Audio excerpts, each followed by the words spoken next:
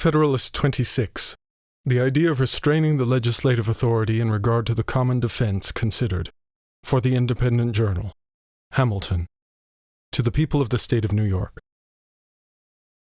It was a thing hardly to be expected that in a popular revolution the minds of men should stop at that happy mean which marks the salutary boundary between power and privilege and combines the energy of government with the security of private rights.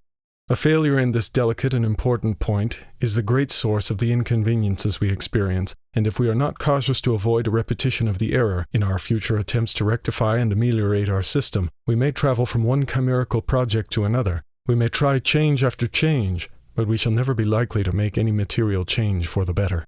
The idea of restraining the legislative authority and the means of providing for the national defense is one of those refinements which owe their origin to a zeal for liberty more ardent than enlightened. We have seen, however, that it has not had thus far an extensive prevalency, that even in this country where it made its first appearance, Pennsylvania and North Carolina are the only two states by which it has been in any degree patronized, and that all the others have refused to give it the least countenance, wisely judging that confidence must be placed somewhere, that the necessity of doing it is implied in the very act of delegating power, and that it is better to hazard the abuse of that confidence than to embarrass the government and endanger the public safety by impolitic restrictions on the legislative authority. The opponents of the proposed Constitution combat in this respect the general decision of America, and instead of being taught by experience the propriety of correcting any extremes into which we may have heretofore run, they appear disposed to conduct us into others still more dangerous and more extravagant. As if the tone of government had been found too high or too rigid, the doctrines they teach are calculated to induce us to depress or to relax it by expedients which, upon other occasions, have been condemned or forborne. It may be affirmed without the imputation of invective that if the principles they inculcate on various points could so far obtain as to become the popular creed, they would utterly unfit the people of this country for any species of government whatever. But a danger of this kind is not to be apprehended. The citizens of America have too much discernment to be argued into anarchy, and I am much mistaken if experience has not wrought a deep and solemn conviction in the public mind that greater energy of government is essential to the welfare and prosperity of the community.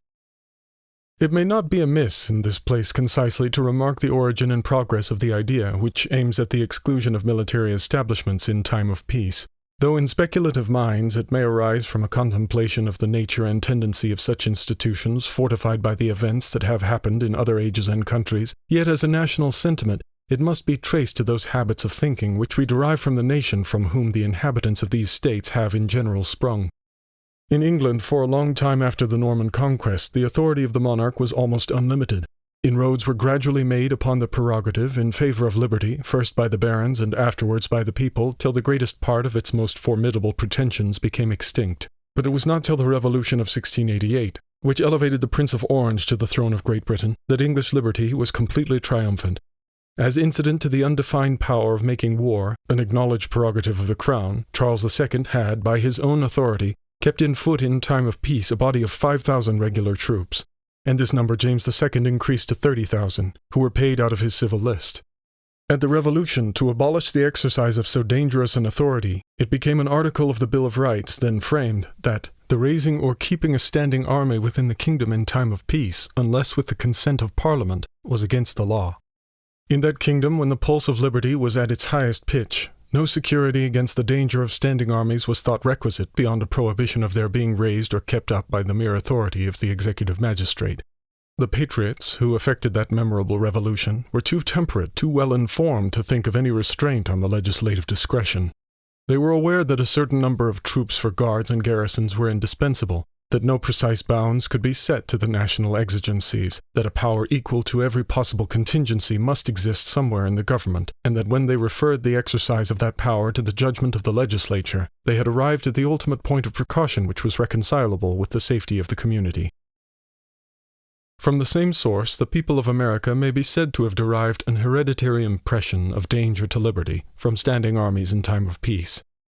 The circumstances of a revolution quickened the public sensibility on every point connected with the security of popular rights, and in some instances raised the warmth of our zeal beyond the degree which consisted with the due temperature of the body politic. The attempts of 2 of the states to restrict the authority of the legislature in the article of military establishments are of the number of these instances. The principles which had taught us to be jealous of the power of an hereditary monarch were by an injudicious excess extended to the representatives of the people in their popular assemblies. Even in some of the states where this error was not adopted, we find unnecessary declarations that standing armies ought not to be kept up in time of peace without the consent of the legislature. I call them unnecessary because the reason which had introduced a similar provision into the English Bill of Rights is not applicable to any of the state constitutions. The power of raising armies at all under these constitutions can by no construction be deemed to reside anywhere else than in the legislature themselves, and it was superfluous, if not absurd, to declare that a matter should not be done without the consent of a body which alone had the power of doing it. Accordingly, in some of these constitutions, and among others, in that of this state of New York, which has been justly celebrated both in Europe and America as one of the best of the forms of government established in this country, there is a total silence upon the subject. It is remarkable that even in the two states which seem to have meditated an interdiction of military establishments in time of peace, the mode of expression made use of is rather cautionary than prohibitory. It is not said that standing armies shall not be kept up, but that they ought not to be kept up in time of peace. This ambiguity of terms appears to have been the result of a conflict between jealousy and conviction, between the desire of excluding such establishments at all events, and the persuasion that an absolute exclusion would be unwise and unsafe. Can it be doubted that such a provision, whenever the situation of public affairs was understood to require a departure from it, would be interpreted by the legislature into a mere admonition, and would be made to yield to the necessities or supposed necessities of the state? Let the fact already mentioned with respect to Pennsylvania decide. What, then, it may be asked, is the use of such a provision, if it cease to operate the moment there is an inclination to disregard it? Let us examine whether there be any comparison, in point of efficacy, between the provision alluded to and that which is contained in the new Constitution for restraining the appropriations of money for military purposes to the period of 2 years. The former, by aiming at too much, is calculated to effect nothing. The latter, by steering clear of an imprudent extreme, and by being perfectly compatible with a proper provision for the exigencies of the nation, will have a salutary and powerful operation. The legislature of the United States will be obliged by this provision, once at least in every 2 years, to deliberate upon the propriety of keeping a military force on foot, to come to a new resolution on the point, and to declare their sense of the matter by a formal vote in the face of their constituents. They are not at liberty to vest in the executive department permanent funds for the support of an army, if they were even incautious enough to be willing to repose in it so improper a confidence. As the spirit of party, in different degrees, must be expected to infect all political bodies, there will be no doubt persons in the national legislature willing enough to arraign the measures and criminate the views of the majority. The provision for the support of a military force will always be a favorable topic for declamation. As often as the question comes forward, the public attention will be roused and attracted to the subject by the party in opposition, and if the majority should be really disposed to exceed the proper limits, the community will be warned of the danger and will have an opportunity of taking measures to guard against it. Independent of parties in the national legislature itself, as often as the period of discussion arrived, the state legislatures, who will always be not only vigilant but suspicious and jealous guardians of the rights of the citizens against encroachments from the federal government, will constantly have their attention awake to the conduct of the national rulers, and will be ready enough, if anything improper appears, to sound the alarm to the people, and not only to be the voice, but if necessary the arm of their discontent. Schemes to subvert the liberties of a great community require time to mature them for execution. An army so large as seriously to menace those liberties could only be formed by progressive augmentations, which would suppose not merely a temporary combination between the legislative and executive, but a continued conspiracy for a series of time. Is it probable that such a combination would exist at all? Is it probable that it would be persevered in and transmitted along through all the successive variations in a representative body, which biennial elections would naturally produce in both houses? Is it presumable that every man, the instant he took his seat in the National Senate or House of Representatives, would commence a traitor to his constituents and to his country? Can it be supposed that there would not be found one man discerning enough to detect so atrocious a conspiracy, or bold or honest enough to apprise his constituents of their danger? If such presumptions can fairly be made, there ought at once to be an end of all delegated authority. The people should resolve to recall all the powers they have heretofore parted with out of their own hands, and to divide themselves into as many states as there are counties, in order that they may be able to manage their own concerns in person.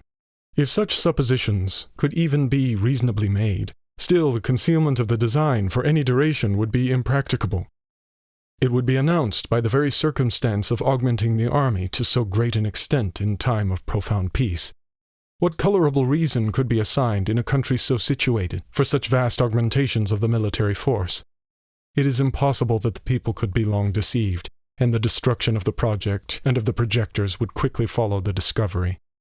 It has been said that the provision which limits the appropriation of money for the support of an army to the period of 2 years would be unavailing, because the executive, when once possessed of a force large enough to awe the people into submission, would find resources in that very force sufficient to enable him to dispense with supplies from the acts of the legislature. But the question again recurs, upon what pretense could he be put in possession of a force of that magnitude in time of peace? If we suppose it to have been created in consequence of some domestic insurrection or foreign war, then it becomes a case not within the principles of the objection, for this is leveled against the power of keeping up troops in time of peace. Few persons will be so visionary as seriously to contend that military forces ought not to be raised to quell a rebellion or resist an invasion, and if the defense of the community under such circumstances should make it necessary to have an army so numerous as to hazard its liberty, this is one of those calamities for which there is neither preventative nor cure. It cannot be provided against by any possible form of government. It might even result from a simple league offensive and defensive, if it should ever be necessary for the Confederates or Allies to form an army for common defense. But it is an evil infinitely less likely to attend us in a united than in a disunited state. Nay, it may be safely asserted that it is an evil altogether unlikely to attend us in the latter situation. It is not easy to conceive a possibility that dangers so formidable can assail the whole Union as to demand a force considerable enough to place our liberties in the least jeopardy, especially if we take into our view the aid to be derived from the militia, which ought always to be counted upon as a valuable and powerful auxiliary. But in a state of disunion, as has been fully shown in another place, the contrary of this supposition would become not only probable, but almost unavoidable. Publius.